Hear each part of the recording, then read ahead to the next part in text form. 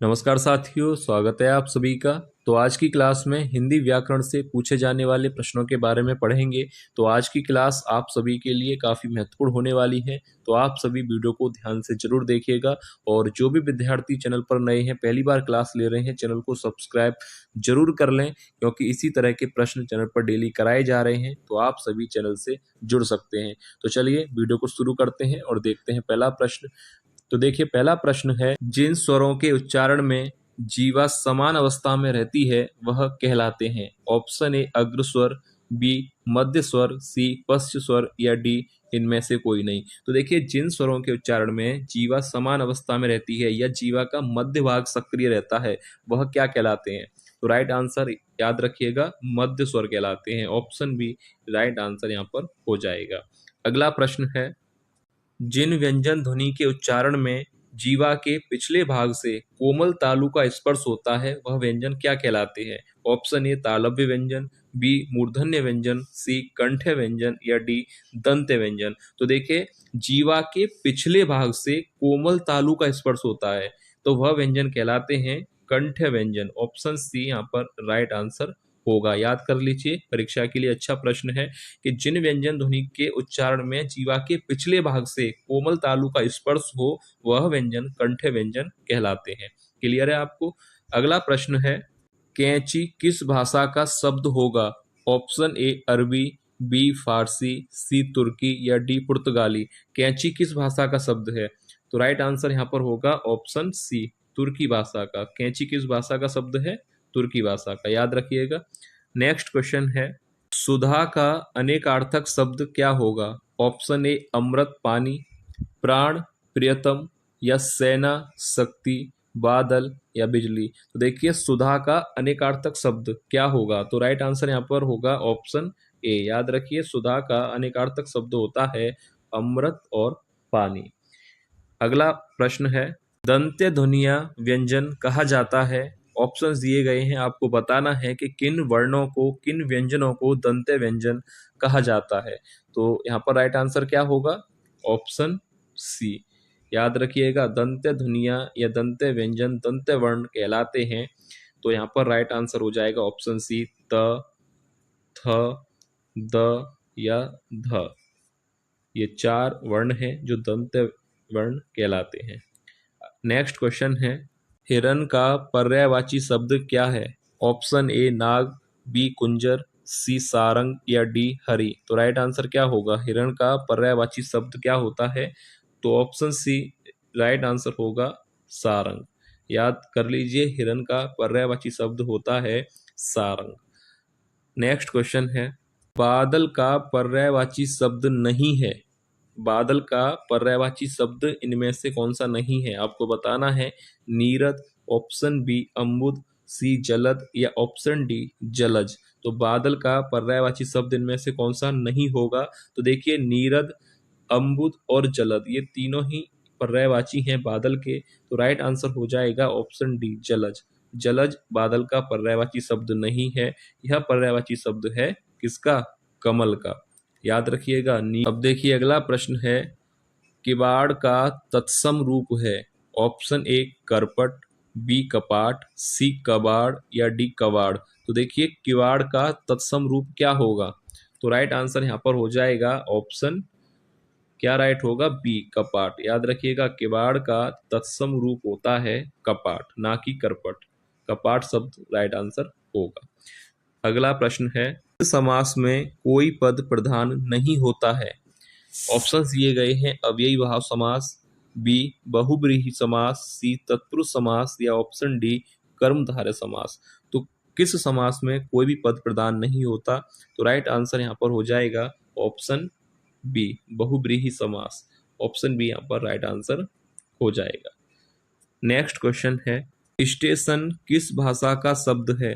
Option A अरबी, B अंग्रेजी, सी Dutch या ऑप्शन डी फ्रेंच। तो देखिए, स्टेशन शब्द जो है किस भाषा का है। तो राइट आंसर यहाँ पर होगा ऑप्शन बी अंग्रेजी। याद रखिएगा, स्टेशन किस भाषा का शब्द है, यह एक अंग्रेजी भाषा का शब्द है। नेक्स्ट क्वेश्चन है, समुद्र शब्द का पर्यायवाची शब्द नहीं है। समुद्र शब्द का पर्यायवाची शब्द नहीं है। ऑप्शन ए सागर, बी पारावार, सी महीपते या डी जलधि।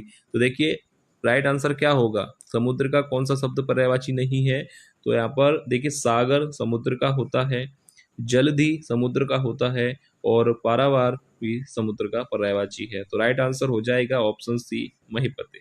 ऑप्शन सी यहाँ पर राइट आंसर हो जाएगा।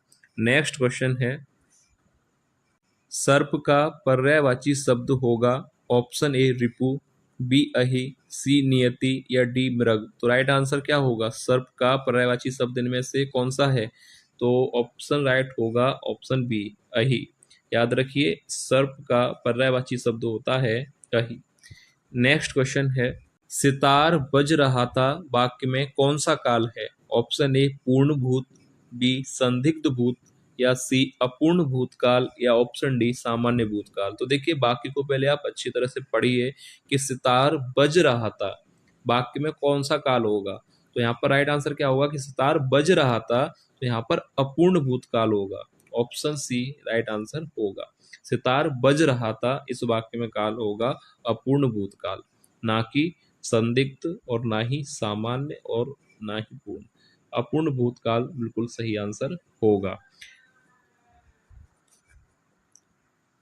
नेक्स्ट क्वेश्चन है, माहवार का पर्यायवाची शब्द होगा ऑप्शन ए महावर, बी मंगलवार, सी प्रतिमाह या डी महापद। तो देखिए महावार का पर्यायवाची शब्द क्या होगा, तो सही उत्तर हो जाएगा इस प्रश्न का ऑप्शन सी प्रतिमा।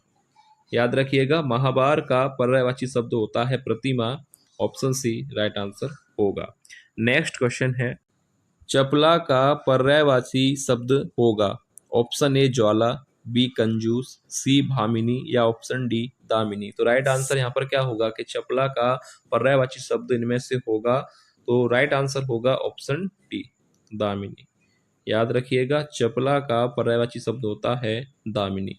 नेक्स्ट क्वेश्चन है, यथार्थ का विलोम शब्द क्या होगा, ऑप्शन ए उड़ान, बी कल्पना, सी स्वप्न या डी विचार। तो राइट आंसर क्या होगा, यथार्थ का विलोम शब्द क्या होगा, तो यहाँ पर राइट आंसर हो जाएगा ऑप्शन बी कल्पना।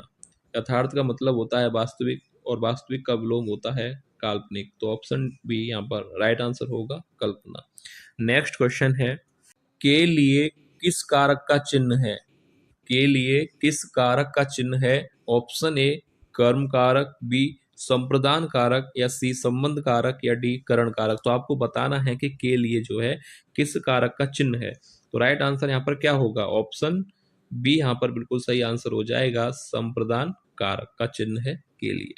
नेक्स्ट क्वेश्चन है, इंद्र का पर्यायवाची शब्द होगा option A Purandar, B Mahesh, C Maheshwar या डी देवासुर।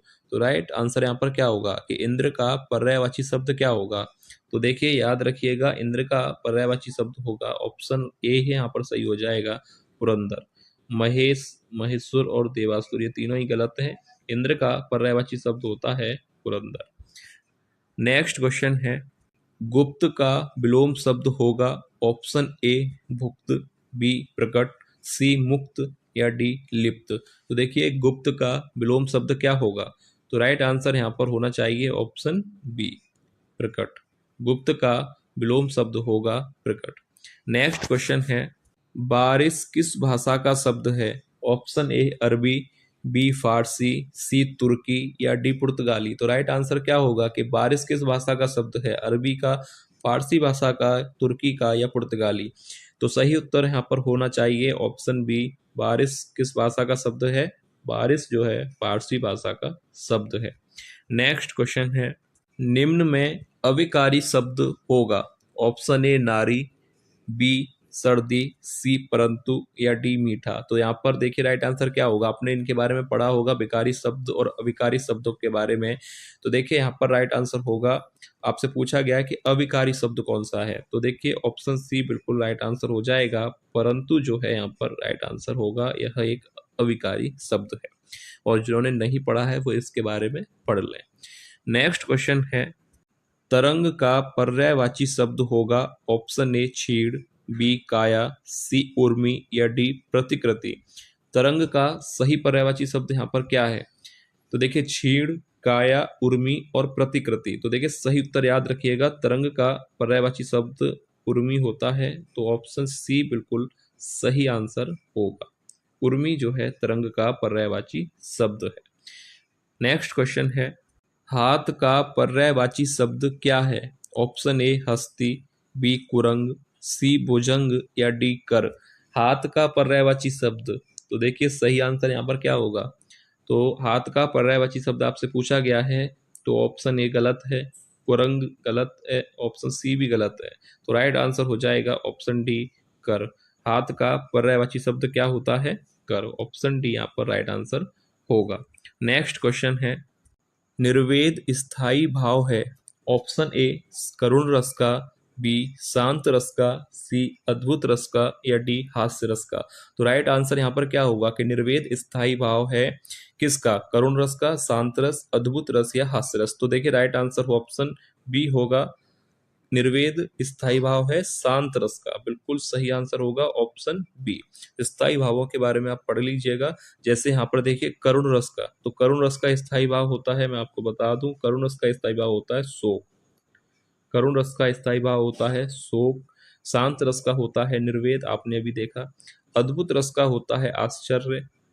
याद रखिएगा क्योंकि इन पे प्रश्न बन जाता है और एक एक प्रश्न परीक्षा के लिए काफी महत्वपूर्ण है। हास्य रस का स्थायी भाव क्या होगा? तो देखिए हास्य रस का स्थायी भाव होगा हास। एक बार इन सब के बारे में आप पढ़ लीजिएगा, और भी हैं। और तो निर्वेद का स्थायी भाव क्या होगा? निर्वेद स्थायी भाव है किसका? है शांत रस का। नेक्स्ट क्वेश्चन है, गांठ का पूरा मुहावरे का अर्थ है? ऑप्शन ए बेईमान, बी लापरवाह, सी ईमानदार या ऑप्शन डी मालदार। तो देखिए गांठ का पूरा इस मुहावरे का सही अर्थ क्या है? तो ये वीडियो का लास्ट प्रश्न है और यह एक टेस्ट प्रश्न है जो आप लोगों के लिए दिया जा रहा है।